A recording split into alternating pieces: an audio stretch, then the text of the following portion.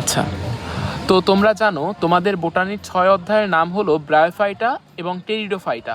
তো ব্রায়োফাইটার একটা এক্সাম্পল হলো রিক্সিয়া। তো আমরা এখন সেই রিক্সিয়া এর বাহ্যিক গঠন পড়ব। তো রিক্সিয়া এটা মনে করো একটা রিক্সিয়া উদ্ভিদ। তো নর্মালি একটা উদ্ভিদ মাটির সাথে কিন্তু এরকম মানে খাড়াভাবে থাকে, বাট রিক্সিয়া কিন্তু এরকমভাবে থাকে না। রিক্সিয়া অ্যাকচুয়ালি মনে করো এইটা মাটি, রিক্সিয়া হচ্ছে মাটির সাথে এভাবে শোয়ানো থাকে। অর্থাৎ রিক্সিয়ার ব্যাপারে আমরা একটা কথা মনে রাখবো যে রিক্সিয়ার দেহ হচ্ছে শায়িত। রিক্সিয়ার দেহ কেমন? শায়িত। এবং রিক্সিয়ার দেহটা কিন্তু সবুজ। তো আমরা পড়বো রিক্সিয়ার দেহটা হচ্ছে সবুজ শায়িত। এইবার একটা ব্যাপার দেখো, রিক্সিয়া এর দেহের দুইটা পৃষ্ঠ, এই একটা পৃষ্ঠ আর এই নিচের দিকে এই আর একটা পৃষ্ঠ।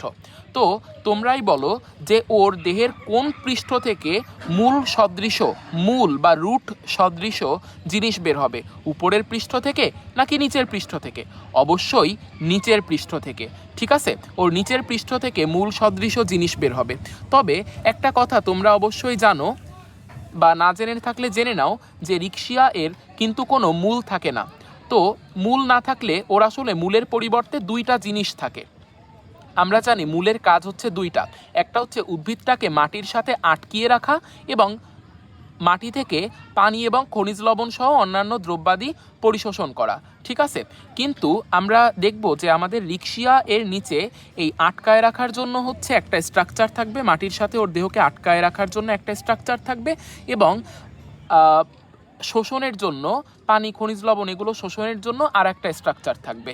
তো ওর দেহের এই নিম্ন পৃষ্ঠ থেকে আসলে দুইটা স্ট্রাকচার বের হবে, একটা হচ্ছে স্কেল যেটা হচ্ছে ওকে আটকায় রাখবে মাটির সাথে, আর একটা হচ্ছে রাইজয়েড যেটা হচ্ছে মাটি থেকে পানি এবং খনিজ লবণ শোষণ করবে। ঠিক আছে, তাহলে একটা ব্যাপার দেখো, এই যে স্কেল এবং রাইজয়েড, স্কেল যেটা ওকে আটকায় রাখবে মাটির সাথে, এবং রাইজয়েড যেটা হচ্ছে মাটি থেকে মূল পানি এবং খনিজ লবণ শোষণ করবে, এই স্কেল আর রাইজয়েড ওর নিম্ন পৃষ্ঠে আছে, ওর উপরের পৃষ্ঠে কিন্তু নাই। তাহলে আমরা বলতে পারি না ওর দেহের দুইটা পৃষ্ঠ সমান না, তাহলে আমরা বলবো ওর দেহ হচ্ছে কেমন? বিষম পৃষ্ঠ। তাহলে আমরা কি পড়বো? ও হচ্ছে সবুজ, ও হচ্ছে শায়িত এবং ও হচ্ছে বিষম পৃষ্ঠ। ওর দেহের এই দিক থেকে কি বের হয়? ওর দেহ থেকে স্কেল এবং রাইজয়েড বের হয়। এইবার আসো ওর দেহের এই যে এইখানে আমরা একটা শিরা দেখতে পারতেছি, এইটার নাম হলো মধ্যশিরা। এই মধ্যশিরা বরাবর দেখো এই যে একটা লম্বা খাঁজ দেখা যাচ্ছে, তাহলে মধ্যশিরা বরাবর কি থাকে? লম্বা খাঁজ। আর ওর দেহের অগ্রভাগেও দেখো কিছু খাঁজ আছে, এই একটা খাঁজ, এই একটা খাঁজ, এই খাঁজগুলোকে বলা হয় অগ্রস্থ খাঁজ। তাহলে এইটা হচ্ছে লম্বা খাঁজ আর এইটার নাম হলো অগ্রস্থ খাঁজ। এবার তোমরা জেনে রাখবা যে এইটা মনে করো একটা রিক্সিয়া, বাট রিক্সিয়া আসলে নদীর তীরে জন্মায় এবং এভাবে একটা থাকে না, অনেকগুলো রিক্সিয়া এভাবে একটা গোলাপের পাপড়ির মতো থাকে। দেখো এই যে অনেকগুলো রিক্সিয়া দেখো গোলাপের পাপড়ির মতো আছে। তোমাদের বইতেও এরকম একটা ছবি আছে।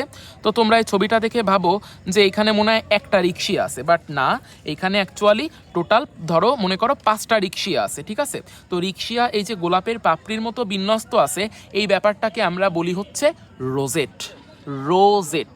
ঠিক আছে, তো দিস ইজ অল অ্যাবাউট রিক্সিয়ার বাহ্যিক গঠন।